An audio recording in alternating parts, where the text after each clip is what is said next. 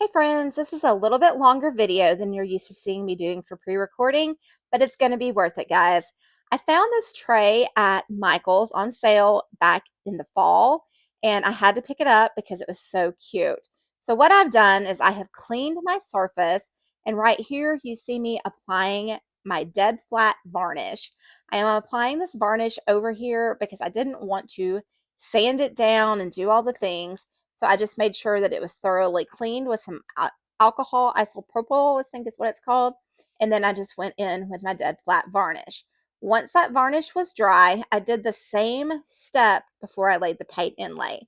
So you just saw me lay that dead flat varnish, and then I smoothed my paint inlay into that dead flat varnish. Now this particular varnish does dry matte, so it's not going to affect the look of this by any means during this project. So we're going to let that dry for just a little bit. And I peeled it off, and a little more came off than I thought was going to come off for the center flower, but I liked it. But when I started doing the rest of them, they turned out so much more amazing. So I'm going to show you what I'm going to do to fix this one here in just a little bit. So we're going to go on to the next flower. I am going to apply my dead flat varnish on there. And then while it is still wet, I am going to apply another paint inlay. And I'm going to make sure that it is all on there. I have my little burnishing tool here, and I am just making sure that it is all pressed in and everything good to go. I let this sit for about a minute and a half. I did use the blow dryer on it as well.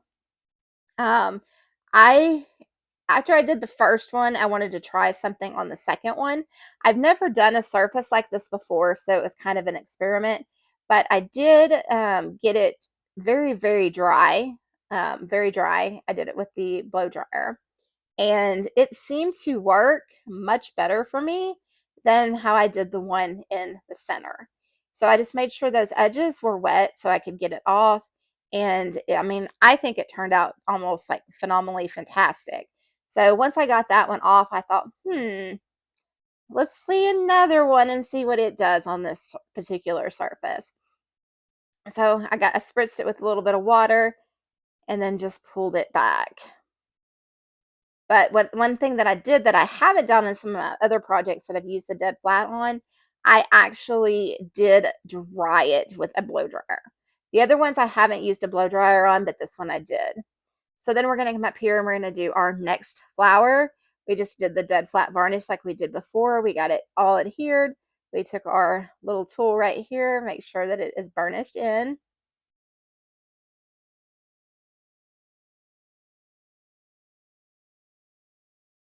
Now remember, when you do use a varnish method, you can only use them once.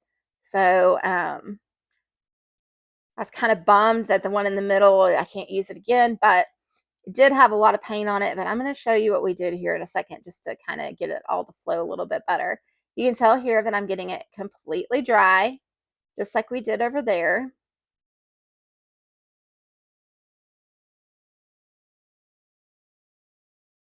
And I'm going to take that spritz of water again. That's going to help loosen it.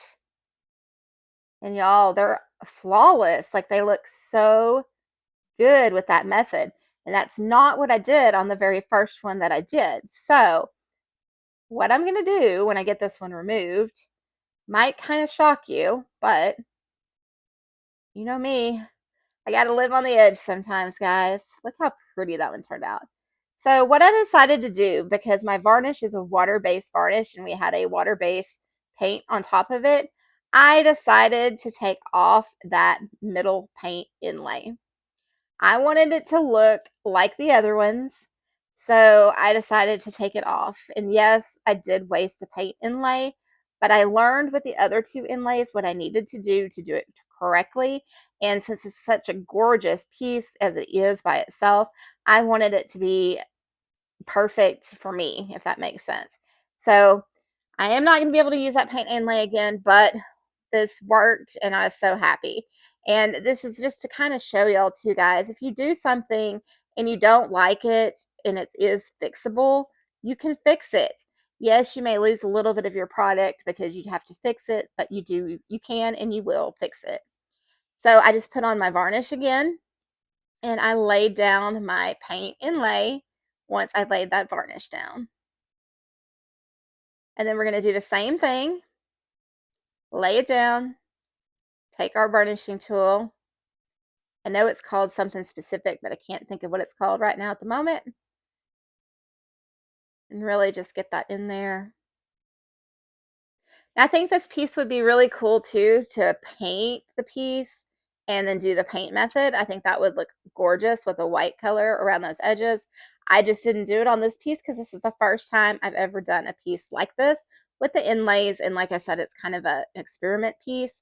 And y'all, I think it turned out fantastic, especially for the first piece. So I did the same thing. I dried it, then I got it a little bit wet so I could peel it off. And guys, it worked. It worked so good. So now all of my flowers look the same and they look like they're all meant to be together. I decided after that that I wanted to add 2 of the rosebuds on there as well, or whatever the buds of the flowers are. I think they're roses. I don't know. Somebody's told me they're peonies. I'm not 100% sure what the flowers are. All I know is they're very pretty and vibrant, and that's what I love about them. There's 2 sheets in this paint inlay set that has these flowers. And guys, I wish the whole thing was in these flowers because these flowers are adorable. They're very, very pretty. Okay, so we got all 3 of those on, and then I'm going to add 2 of the smaller ones. We're going to do 1 in each little corner. They say to do things in odd numbers, so I'm going to do them in 5. So we'll stick that one right down there. Now I'm feeling pretty confident because, like I said, the first one I didn't do this way and it didn't work.